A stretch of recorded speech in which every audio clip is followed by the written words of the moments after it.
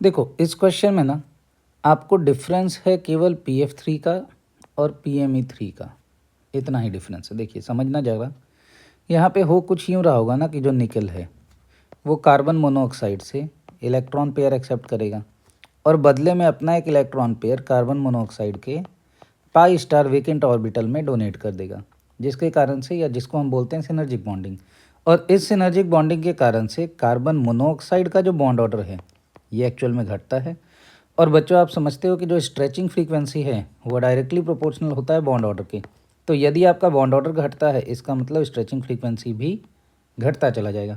अब बात यह है कि यहाँ पे दोनों जो कॉम्प्लेक्सेस आपको दी हुई हैं इनमें निकेल के साथ 3 कार्बोनिल अटैच्ड है, निकेल के साथ 3 कार्बोनिल अटैच्ड है। दूसरे वाले कॉम्प्लेक्स में जो फोर्थ लीगेंड है वो आपका दिया हुआ है PME3, जबकि जो फर्स्ट वाला कॉम्प्लेक्स है उसमें आपका फोर्थ लीगेंड है PF3।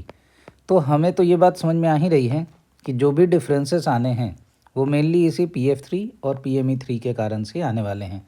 तो यहाँ पे हमें समझना ये है ना कि देखो यहाँ पे आपके पास फ्लोरीन है और फ्लोरीन होता है -I ग्रुप। यहाँ पे आपके पास मिथाइल है, मिथाइल आपका होता है +I ग्रुप। तो इस हिसाब से अगर हम देखें तो जो PF3 है ना, PF3 वो ज़्यादा इलेक्ट्रॉन विड्रॉइंग होगा एज़ कम्पेयर टू PME3।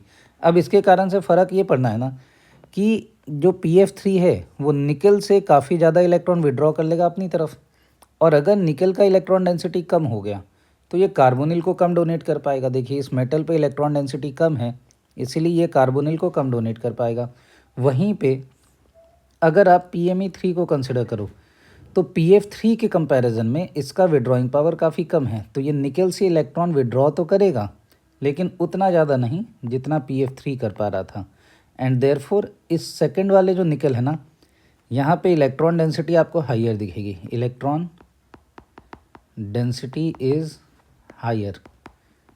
और यदि आपका इलेक्ट्रॉन डेंसिटी हाइयर है इसका मतलब यहाँ पे बेटर सिनर्जी हो रही होगी, और हमें पता है कि अगर सिनर्जी बढ़ती है तो आपका जो बॉन्ड ऑर्डर है ये घटेगा एंड देयरफॉर स्ट्रेचिंग फ्रीक्वेंसी भी घट जाएगी।